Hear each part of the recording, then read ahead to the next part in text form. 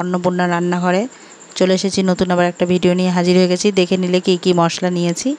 আজকে তোমাদের সাথে নতুন একটা রেসিপি করব। এই যে দেখো, গোটা জিরে আর মৌরি, আর ওখানে দেখিয়ে দিয়েছি তোমাদেরকে টমেটো কুচি, পেঁয়াজ কুচি, ধনেপাতা কুচি আর রসুন আর কাঁচা পাকা লঙ্কা নিয়েছি। ওটা আমি মশলা করব বলে। আর এখানে একটা আমি শুকনো গুঁড়ো মশলা করব, সেটা নিচ্ছি। এর মধ্যে আমি একটু এই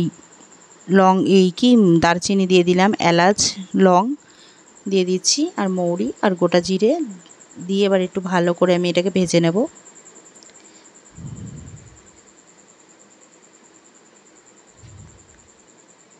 আজকে একটা একদম নতুন রেসিপি তৈরি করছি তোমাদের সামনে দেখানোর জন্য।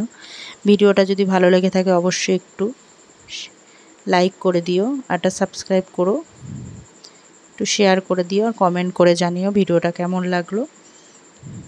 আশা করছি এই টাইপের আগে তোমরা করেছো কিনা জানি না। এই যে দেখো, আমি ডিম ফেটিয়ে নিচ্ছি, দুটো ডিম নিয়ে নেব। আজকে তোমাদের সামনে আমি ডিম তেল কষা করব।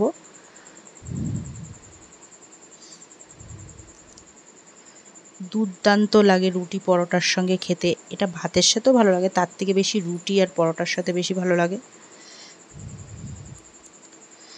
এর মধ্যে দেখলে আমি একটু নুন নিয়েছি আর লঙ্কার গুঁড়ো নিয়েছি। লঙ্কার গুঁড়োটা একটু ভালো করে চামচ দিয়ে করে দিচ্ছি। আর এখানে আমি দুটো ডিম নিয়ে একসঙ্গে ফেটিয়ে নিলাম। ডিমটাকে আমি এবার তেলে দিয়ে দিয়েছি। আমি দুটো করে ডিমই অমলেট করে তারপরে এর থেকে যা করার করব, পিস করা।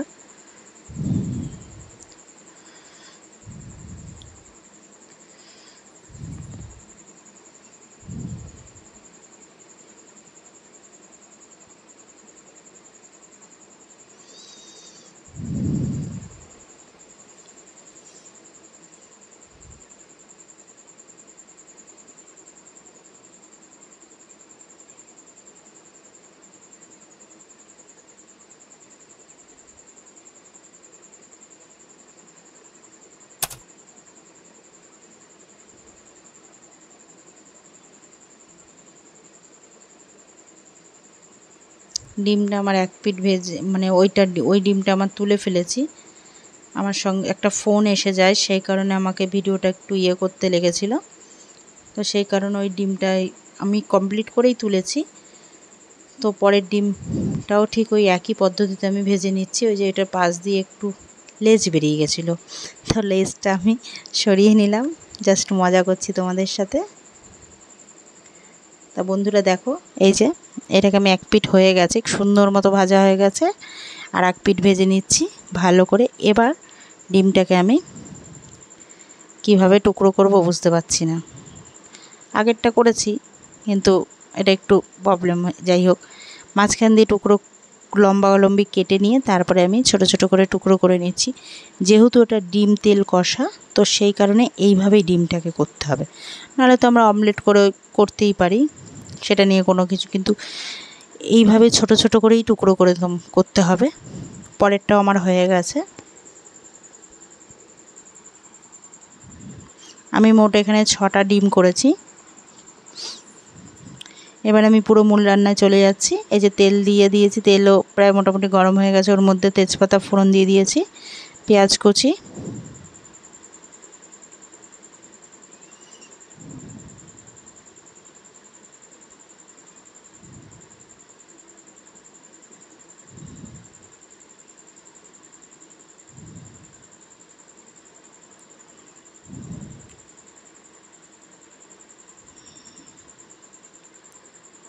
টমেটো কুচি, পেঁয়াজটা সামান্য একটু ভাজা ভাজা হলে তখন টমেটো কুচি দিয়ে দেবো।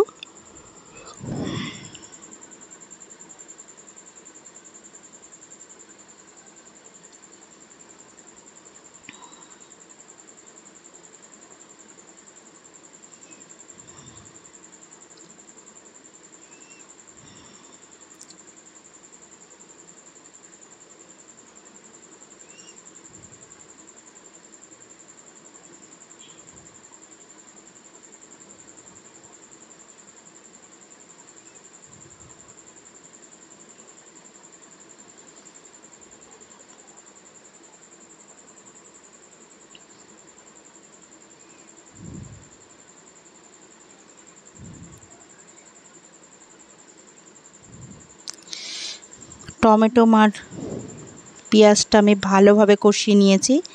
এই যে দেখো, এর মধ্যে এবার দিয়ে দিচ্ছি আদা পেস্ট। আর এই রান্নাটায় যেহেতু বলা হয়েছে ডিম তেল কষা, তো সেই কারণে তেলের পরিমাণটা একটু বেশি লাগবে।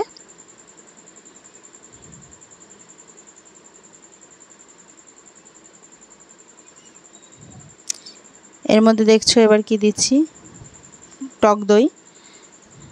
এটা কিন্তু আমি ফেটিয়ে নিইনি, এমনি টক দইটা আমি দিয়ে দিচ্ছি। এখন ভালো করে খুন্তির সাহায্যে ফেটিয়ে নেব।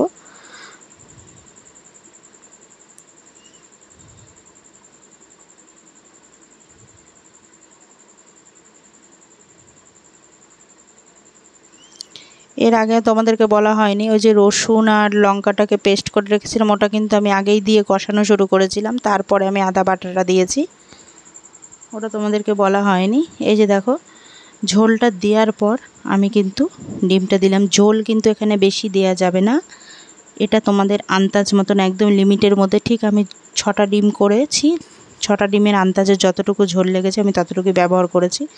এর মধ্যে ধনেপাতা কুচি দিয়ে দিলাম, যেহেতু এটা ডিম তেল কষা, তো ঝোলটা একদম গ্রেভিটা একদম মাখা মাখা হবে, গা মাখা গা মাখা। এই যে দেখো,